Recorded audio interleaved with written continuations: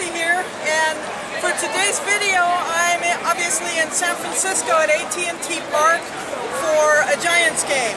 And although you can't use this as a discovery event because it's observational versus participatory, it is an example of me practicing what I preach.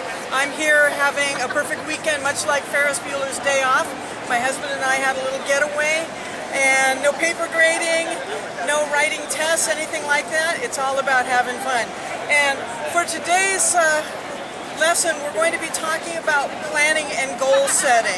So I will see you at another location in a few. Big thing that someone was sitting, up high until we had our best. All right, fans, remember when he got us started in Game 6 of the NLCS against the Cardinals last season? So today's game is going to be the LA Dodgers versus the San Francisco Giants, and if you've never been to a Giants game, you really should try to get here because this is such a fantastic stadium, and of course the San Francisco Giants rock. But this is a class, so we do have to do some learning today. So as I said, we're talking about goal setting, but first I want to spend a little bit of time talking about time management. So I'd like for you to think about what time management technique you currently use. How do you keep yourself organized? Do you use a day planner, a calendar, or are you the type of person that does lists? Or do you use your personal computer, meaning just your memory and trying to remember what it is that you need to do? Each of us hopefully have some form of time management technique.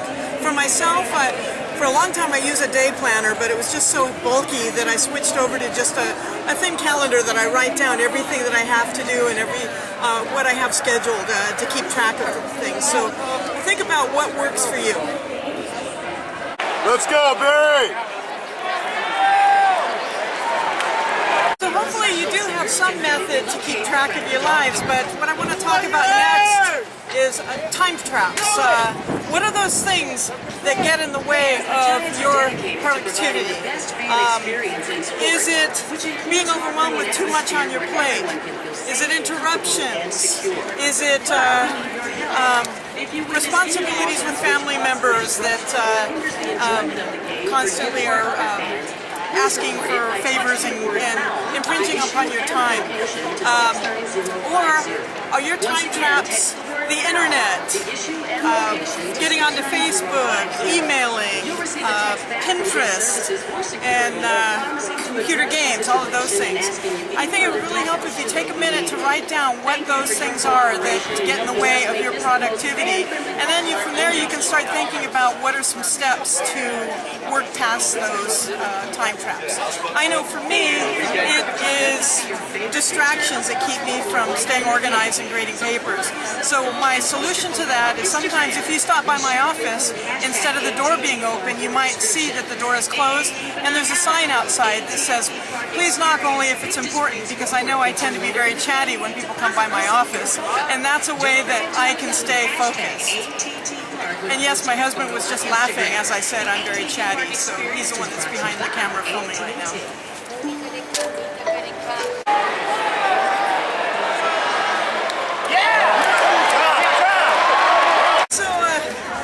As I said, this session is more on goal setting, that is time management, so that's all I'm really going to cover with regards to time management. I want to focus more on planning and goal setting. And so first I want to define what goal setting is, and basically what that is making a plans for change. What is something that you want to achieve? And then goal setting then is a systematic process of making a plan to make these things that you want become a reality. So that's what we're going to be looking at today, is the process of goal setting.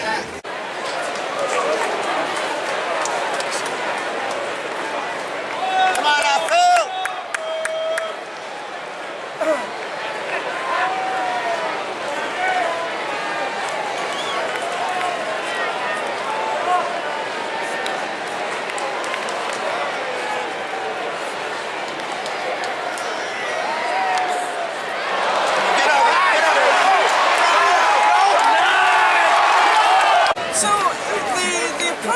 going to take is going to be a little bit different than what you're accustomed to, in that what we're going to be looking at is setting goals and objectives.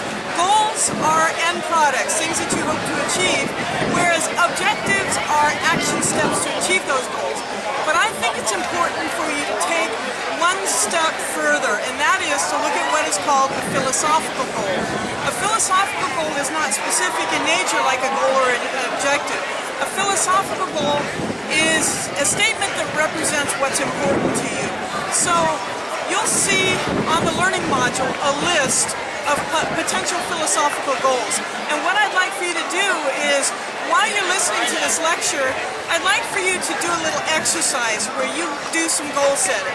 So to start, I'd like for you to look at this list of philosophical goals, focusing on what it is that you want from your leisure, and try to choose 5 of these philosophical goals that make sense to you. But here's an example. For me in my leisure, philosophical goals that are important to me are, 1, to continue to grow in my leisure and be willing to try new things, to not get stuck in a rut, but always be willing to try new things. Another important philosophical goal for me in my leisure is to always be able to do the things that I want to do in my leisure. So when I'm in my 70s, I still want to be able to jump out of a plane if I want to. So there's a couple philosophical goals that are important to me. So do take a minute to look through this list and choose which philosophical goals make sense to you.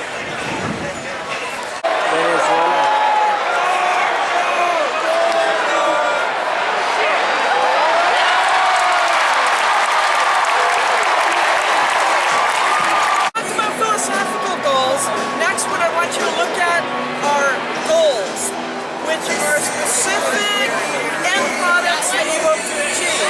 They're usually divided into 2 categories, long-term and short-term goals, and really the only difference is the time frame. Now most of us, because we live in an academic lifestyle, we tend to divide our lives up according to the semester. So I like to look at it as anything occurring during the semester is a short-term goal, anything outside of this semester would be considered a long-term goal. But that's really not important. The important thing is that you set goals, like I said, which are end products. So now that you've come up with your philosophical goals, what I want you to do is think of an end product for each of these philosophical goals. What is it that you want? So for example, for my philosophical goal of always being willing to try new things, a long-term goal I have for myself is to scuba dive in Thailand during the summer of 2013. So the key ingredient to doing and to setting your goals is that they are quantifiable in some way, meaning that there's a form of measurement or a time frame or something to that effect.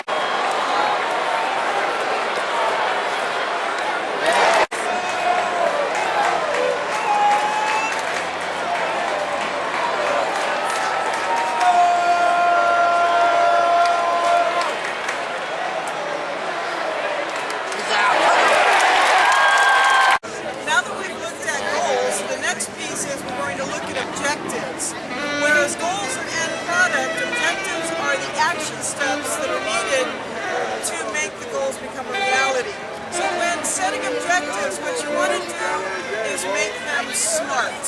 SMART stands for, is the acronym for specific, meaning that you're very clear on what it is that you hope you want. Measurable, which means that there's some form of quantifiability in there. Action-oriented, A, meaning that you are addressing some action that you hope to achieve. R stands for realistic, meaning that you're setting up these objectives as something that you can actually achieve. And the last one, T, stands for timely. So now that you've set some goals for yourself, set some objectives, some action steps that you need to take to make those goals a reality. So that's all I have for today. Hope you enjoyed the baseball game. I know we did. And by the way, Giants won. Woo-hoo.